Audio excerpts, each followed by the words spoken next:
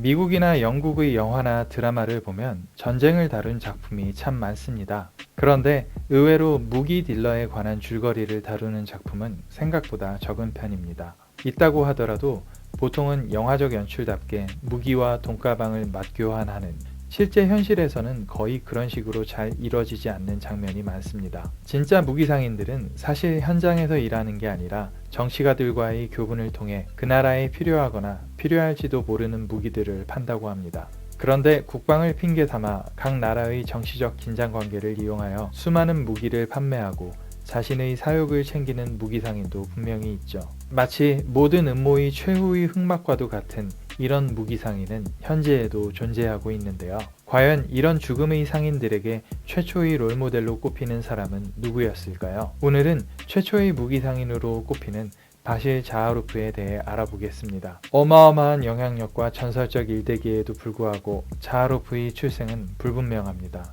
심지어 본명이 바실 자하로프가 맞는지도 베일에 쌓여있는 인물이죠. 아마도 그리스의 하층민 집안에서 1850년경에 태어날 것으로 추정되는 자하로프는 지역 사창가의 호객꾼으로 일한 밑바닥 인생 출신이었다고 합니다. 한때 콘스탄티노플의 툴룸바시라는 소방관 패거리 일원으로 일했는데, 이들은 뇌물이 없으면 불을 꺼주지 않고 돈벌이를 위해 불을 지르기도 했다고 합니다.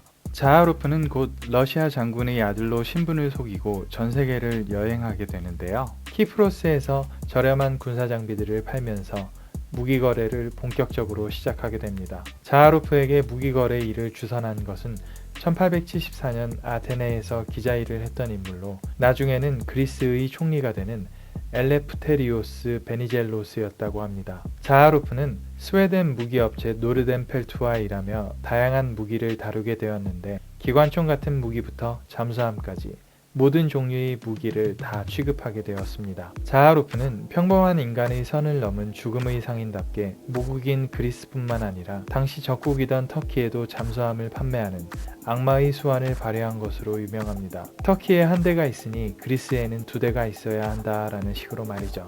뇌물 수사를 하는 검사 앞에서도 당당히 국방장관에게 금화를 든 주머니를 건네고, 각국의 언론을 부추겨 전쟁 분위기를 조성하는 데에도 일가견이 있었다고 하는데요. 신문사 편집장에게 뇌물로 수천 골드를 주고 각국 국경 경비대에 뇌물을 주어 새로운 사건이 터져 국가 간 분쟁으로 이어지게 되는 배후에 자하로프가 있었습니다. 실제로 그는 프랑스의 엑세시오르라는 신문을 소유하기도 했고, 이 신문을 통해 때로는 진짜 뉴스, 때로는 가짜 뉴스를 보도하여 여론을 움직였습니다. 여론 조작에 의해 의회는 국방비 지출을 늘릴 수밖에 없었고, 이는 그대로 수익이 되었죠. 그가 직접적으로 관계된 전쟁으로 밝혀진 것만 해도 수십 개국이 얽혀 있는데요. 그 중에서도 대표적인 것이 스페인 미국 전쟁, 볼리비아 파라과이 전쟁이었으며, 특히 보어 전쟁과 러일 전쟁 당시에는 전쟁을 일으킨 양측 모두에 무기를 팔았습니다.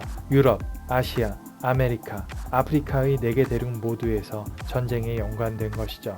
영국 총리였던 로이드 조지는 하원 의원 시절 이를 문제 삼았지만 자하로프의 강력한 영향력 때문에 무기 판매를 막을 수 없었다고 합니다. 그런데 반전은 후에 로이드 조지조차 군수장관에 임명되면서 자하로프와 가까워지고, 이 관계는 총리가 된 후에도 변하지 않았다는 사실입니다. 나중에는 자하로프가 로이드 조지를 위해 스파이 활동을 하기도 하는 등 두 사람은 완벽한 파트너로 일하던 관계였습니다. 자하로프가 정치가들에게 자신의 입장에 대해 늘어놓은 핑계가 걸작인데요. 다른 국가의 무기를 팔면 그 나라 군대의 실제 내부 상황을 알 수 있다는 거였죠. 영국 정부의 자하로프에 대한 자세도 논란이 있을 수밖에 없는 것이, 당시 영국 국왕이었던 조지 5세는 자하로프에게 기사자규와 최고 등급 훈장을 내렸고, 영국 정부의 평화협상 관련 조언을 제공하는 고문으로 임명되기도 했습니다. 1차 대전 종전 후 군수산업 종사자들의 고용을 위한 수많은 로비에도 불구하고 워싱턴에서 열린 군축회의에서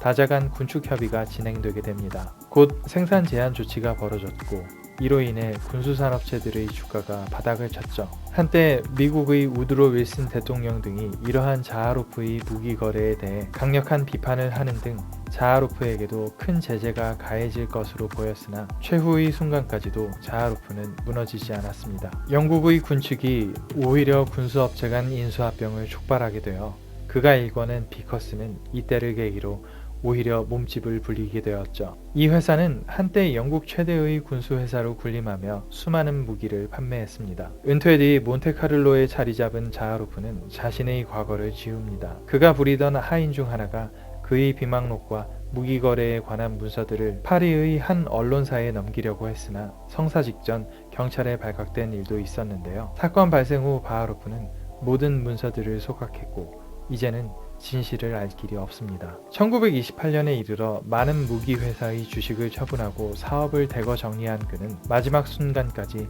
각국의 정치 상황을 분석하고 의견을 내기도 했습니다. 그의 말년에 영국에서 자하로프를 제재하기 위해 수많은 조사를 펼쳤지만 너무나 많은 정관계 인사들이 자하로프와 엮여있던 탓에 모두가 헛수고였습니다. 심지어 위원회 인사들이 자하로프에게 증거를 제출할 것을 강제하지도 않았죠. 그가 프랑스 국적이기 때문이라는 핑계, 또 나이가 많기에 조사받기 어렵다는 핑계, 왠지 어디서 본 듯한 풍경이지 않습니까?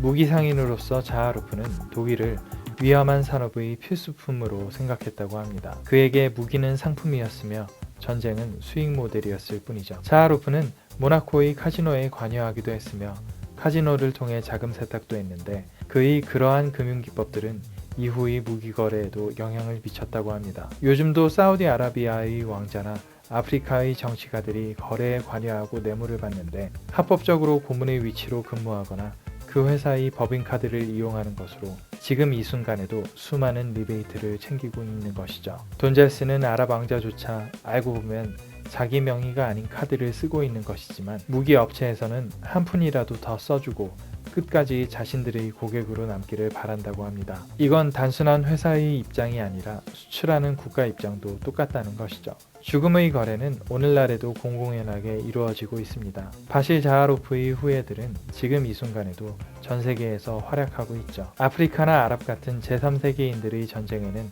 이들이 빠짐없이 등장하죠. 과연 이 무기 상인들이 지구상에서 사라질 날이 올 수 있을까요? 오늘은 죽음의 상인 바실 자하로프에 대한 이야기였습니다.